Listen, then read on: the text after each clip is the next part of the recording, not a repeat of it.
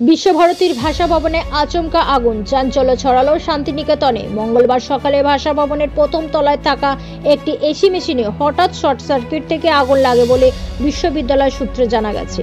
মুহূর্তের মধ্যেই আগুন ছড়িয়ে পড়তে শুরু করলে আতঙ্কের পরিবেশ তৈরি হয় ছাত্রছাত্রী এবং কর্মীদের মধ্যে।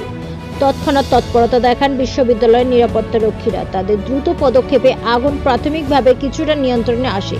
পরবর্তীতে দমকল বাহিনী ঘটনাস্থলে পৌঁছে আগুন পুরোপুরি নিভিয়ে ফেলে। আগুনটা কি করে লেগেছে? কি করে লেগেছে সেটা বলতে পারছি না। তো তৎক্ষণাৎ খবর পাওয়া মাত্র আমরা এখানে এসে পৌঁছাই এবং এখানকার সিকিউরিটি যিনি আছেন এই রামবাবু, উনি একটা ডিসিপি চার্জ অলরেডি করেছেন, আগুনটাকে কন্ট্রোল এনেছেন।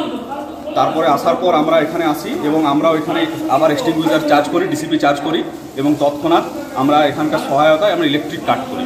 আগুনটা কিভাবে লাগলো বা কিভাবে? না, আগুনের প্রপার রিজন বলে উঠতে পারবো না কীভাবে লেগেছে।